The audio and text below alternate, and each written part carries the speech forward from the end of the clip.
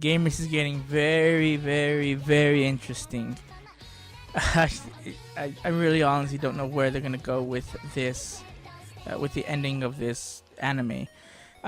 So we're, if you don't know, we're talking about Gamers, the anime that came out earlier for the summer lineup.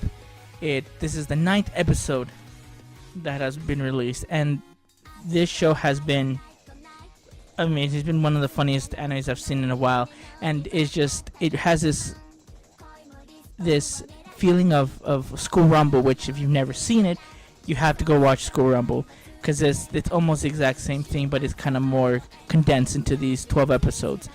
And let's just get started with the review. So again, this is from Chibi Podcast. This is David the Smash Fan, and here to give you a lowdown of what happened in episode 9 of Gamers. So in the previous episode, in the last 2-3 minutes, we found out that Chiaki realized that Amano is what was his name again? It's Tsuchi and Yama. So he's these two characters that talk to Mono-san and to Nobe-san, which we, the audience, know, and so does, for some reason, Uehara knows that person is Hoshinomori, or Chiaki. And now, since she's realized it, the line that he says, this is tragic, because this is her finally realizing who she loves, but it's too late. She's at the starting line, but he's already with this other girl. And so now we're kind of, we start off this episode trying to figure out, well, what she's going to do with this information.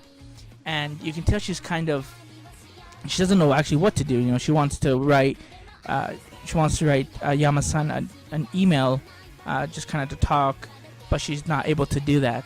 And she's trying just to figure out what she can do. And there's this scene where she talks about how, having this girl who always hates this guy and see him be a good guy at one instance makes him fall in love, that she doesn't like that. It's very cliche. She understands it's for storytelling, but she doesn't like it. And so she's kind of, paralleling that to how she's feeling now, that she doesn't like Amano or Keita at all. But now that she knows that it's this person that's always been close to her, that has been pushing her to keep releasing games under Nobe-san, even though she's been getting a lot of hate from him. He's the only one that's kind of given her that motivation to keep making games.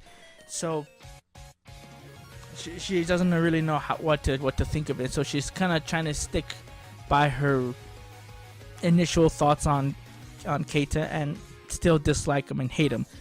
But what's interesting, what's funny, is that whenever her sister kind of badmouthed him a little bit, or Yama-san at least in this case, she's like, no, you can't do that, you can't badmouth Yama-san, he's a good person. And she's like, okay, fine, he's a good person. And then she gets all red, realizing that who she's referring to is also Keita. So that part happens, and then she ends up going to the convenience store, and her sister Konoha is in her room watching a video, which we all know that she's a big adult gamer. The dating sims and whatnot, so that's why she wants to watch, because she can't watch on a computer because it doesn't have the specs for it.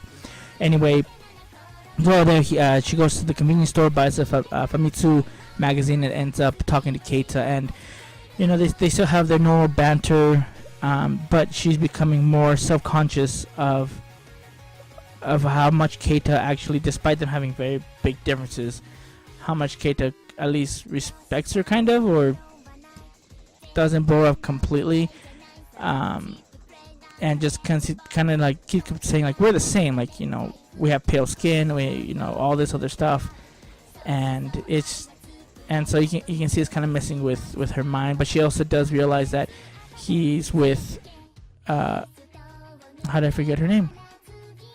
He's with not Chihara. I forget her name, the blonde chick. My mind just went blank.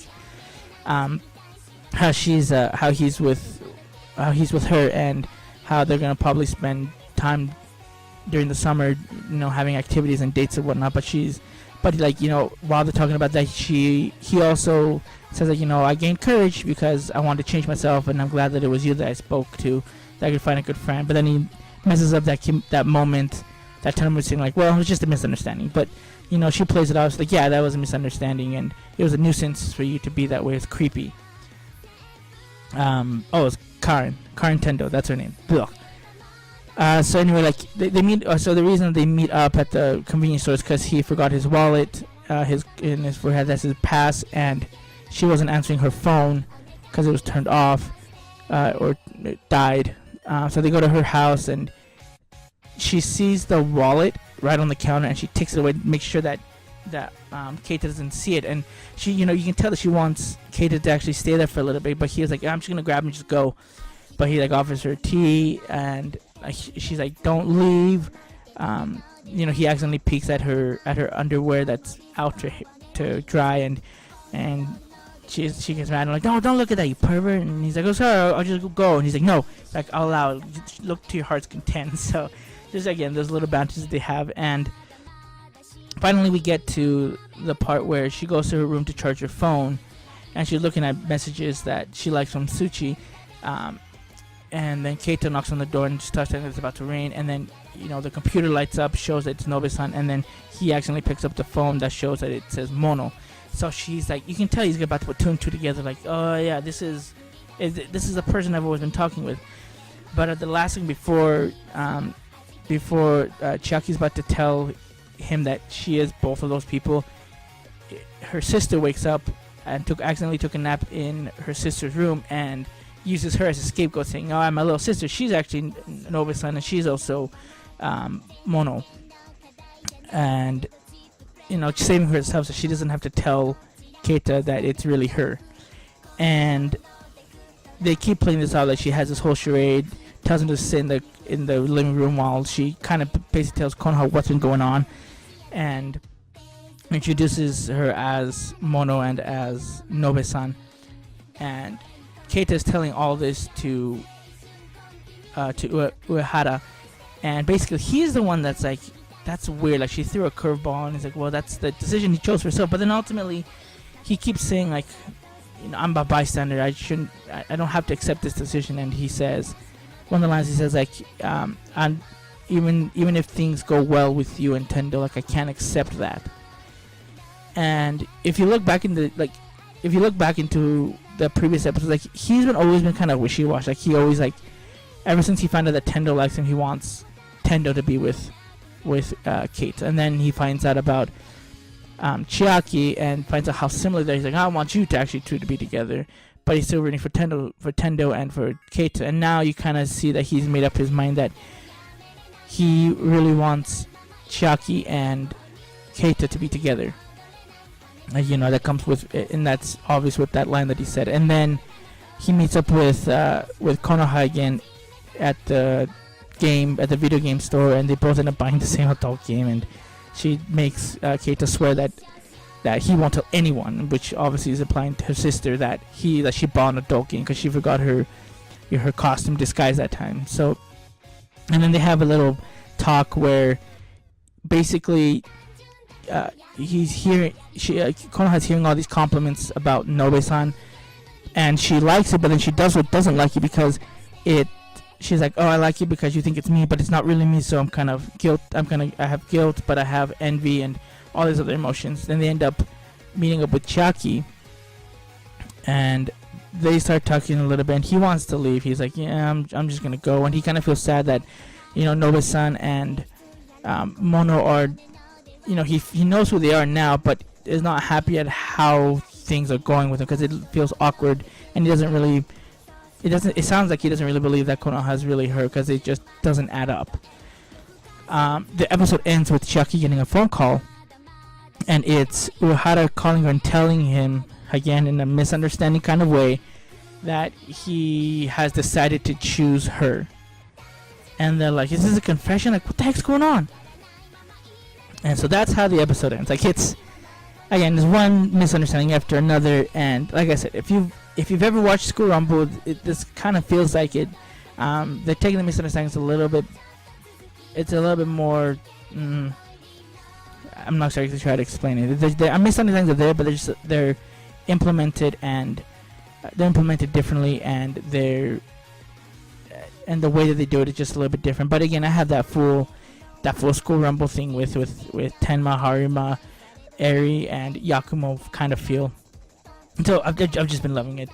Episode was really good. I really don't know where they're gonna go with this, because me personally, I want him to be with Karen, because I think they're a big perfect fit. That's his crush and that's her crush, so they like each other. I know some people will want to pick Chiaki because they've actually been friends, actually liked each other, or at least have appreciated each other longer, but not knowing that it's that person. And so, in anime, they always do that. They have like the best friend who likes the main protagonist, but then this other girl comes out of nowhere, and they actually find out that they have a stronger bond that's longer than that person. And I don't like that, how that goes. But we'll see. Again, I'm voting for Tendo, but let me know what you think. Let me know if you're going to vote for Tendo, you're going to vote for Chiaki. Do you think that Keita is just not going to pick any of them and just kind of keep this ambiguous relationship with both of them? I mean, technically he's dating Tendo, so maybe he'll still stick with Tendo. I think if he's smart, he's going to stay with Karen. I think that's a smart move. But we will see. Let me know again in the comments if you want to hear more of our podcast. You can hear on Podomatic at Chibino Podcast. Follow us on Twitter at Chibino Podcast, capital C, capital N, capital P. And also on our YouTube, Chibi Podcast, where this will be at. Again, this is David the Smash Fan. Thank you for listening, and we will see you later.